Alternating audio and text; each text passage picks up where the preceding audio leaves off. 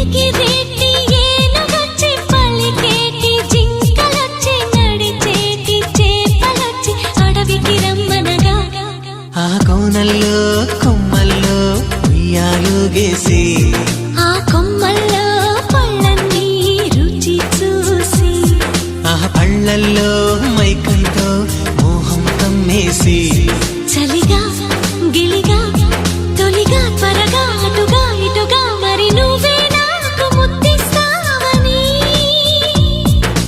తడివేదాలు ముద్దిస్తావని నమ్మడానికి ఎంత బాగుందో నీకోసం రెక్కల గుర్రం ఎక్కి వస్తానని పగడపు దీవికి నిన్నే నేను తీసుకెళ్తానని